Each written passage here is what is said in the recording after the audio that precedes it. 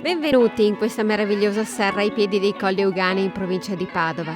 The Spar vi porta alla scoperta delle erbe aromatiche bio più utilizzate in cucina.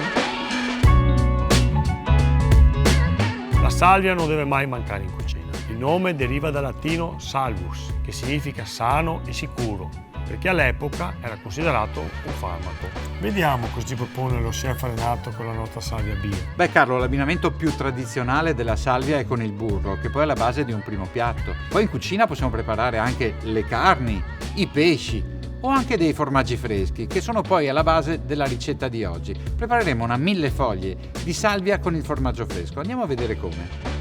Ecco a voi la 1000 foglie di salvia fritta e formaggio fresco. Prepariamo una pastella a base di acqua gassata molto fredda e farina di riso e di grano tenero. Immergiamo le foglie di salvia nella pastella.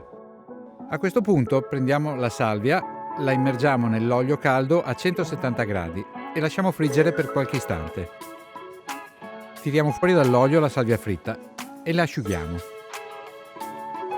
In una sacca da pasticceria prepariamo il formaggio fresco. Prepariamo una 1000 foglie stratificando la salvia con il formaggio fresco. Una volta completata la 1000 foglie, impiattiamo aiutandoci con uno stecchino. La 1000 foglie di salvia fritta con formaggio fresco è pronta. Allora, che ne dite di questa salvia bio fritta? Beh Renato, una ricetta facile e sfiziosa con la nostra salvia bio. La salvia viene coltivata seguendo il rigido protocollo biologico basato sull'interazione tra le migliori pratiche ambientali, un alto livello di biodiversità e la salvaguardia delle risorse naturali. Cosa dici, la assaggiamo?